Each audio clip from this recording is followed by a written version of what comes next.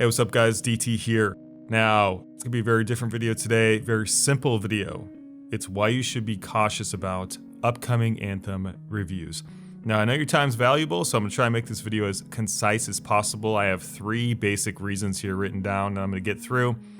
Number 1 is that there was a lot of pre-release favoritism floating around with Anthem, and now I'm talking about sponsorships and events. Now, most of the sponsorships were provided directly by EA and the press company that was dealing with EA. I believe they were called Game Changers or something like that.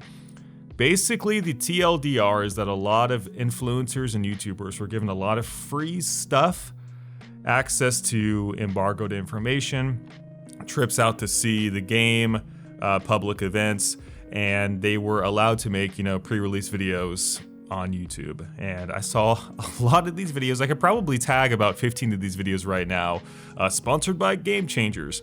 But you know me, I don't like to bring in outside YouTubers to this channel because I don't like drama. But what this does is create relationship bias, right? It's impossible to be neutral with a review if you've had some sort of relationship with the parent company in question or just some sort of contact with the game prior to it coming out. I know from experience that it's incredibly tempting for creators to want to kind of encourage this fostering of these relationships, right? Because no one really wants to, like me, get blacklisted from Anthem or like Tyler from Clean Prince. And basically what that does is disallow ourselves from being able to review the game in line with everybody else. Because in review culture today, if you're not first, you're basically last. So in order to stay in line with everybody else, you've got to get the game early, right? The only way to do that is to be on the favorite list of companies. And you better believe they've got their Santa's favorite list, and they've also got the people getting cold, like myself, people who get blacklisted from companies. Not good if you want to compete on YouTube. The only way to do so, again, is to be first. So this pre-release favoritism culture surrounding Anthem is well known by now. So when you watch a video out there, just know that some of those influencers were directly either paid or treated well by that company, which could reflect in their final opinion of that individual. Not to say it will always do that. There's a lot of good people out there. But just in general, just be careful when you watch reviews for the single point itself. Number 2 is rushed review culture. Okay, I've talked about this in the past before. The only way to compete on YouTube is to get your review out at least first, or at least in the first tidal wave of reviews that come out for any particular game. It's unfortunate. I'll be the first to state this. I mean, reviews that are probably done the best are the ones that are really in depth and from someone who's really put the time in to know the game intimately. And can you do that within a couple days?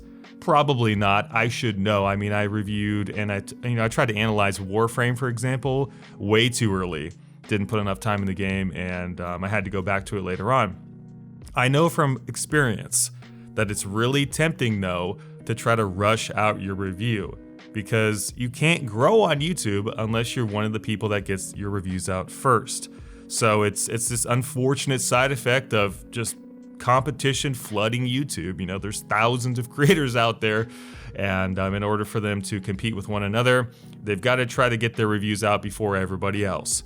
So it's sucky. It didn't always used to be this way. I think reviews at one point were probably the gold mining in the industry in terms of like actual content that people pursued, literal gold. I used to love reviews from companies like GameSpot or IGN, but because of all this competition and this wild frenzy of trying to get your review out first, it's created this homogenization of reviews out there, and most of them just suck, I'll just be honest. In some cases, those reviews will be rushed. Now, the last talking point I want to get across before I let you guys go is that Anthem itself is a game that is inherently dependent on a high-quality, time-invested review.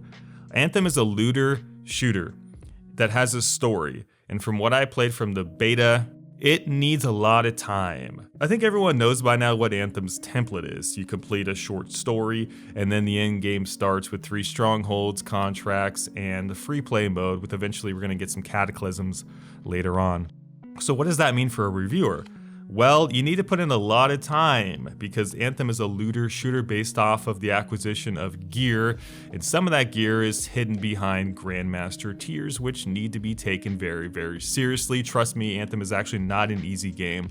Will it be a game that's dependent on skill rather than just bullet sponginess or time?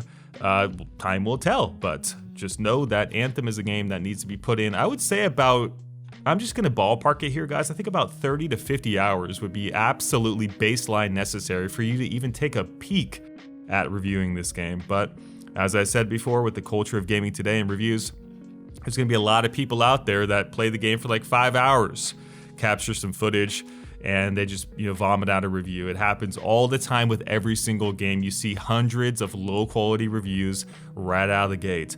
Anthem in particular, being a looter-based shooter, needs a lot of time, needs a lot of love, needs a lot of attention to detail because some of the systems in the game will or could get better with time, or they could get worse with time, as we saw in games like Destiny and Warframe. So you've got to get intimate with your games if you're going to call them a review, which is exactly why I don't really do traditional reviews. What I'll probably do is a first impressions video in the next couple days because I'm going to start playing the game tomorrow at 7 a.m. I might do a full review in a week or two once I'm really comfortable with the game. Like I said though before, wrapping this video up, be careful about the pre-release favoritism in the industry surrounding Anthem. All the free events, the free passes. Keep in mind that everyone who was invited to these things and got this preferential treatment, they will be the one with review codes. Make no mistake about it. Those people who get review codes have already been influenced. Okay, do you kind of see what I'm saying here?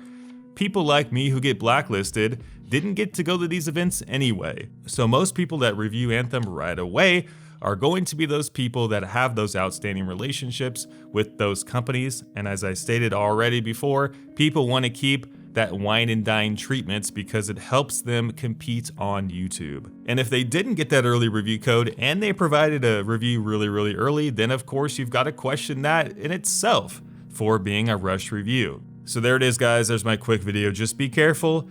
Companies out there, they cherry pick people on YouTube and from traditional media to review the game.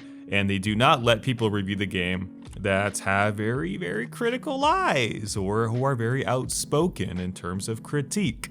So I guarantee you there will be reviews out there that are not good for your buying decisions. So just keep that in mind.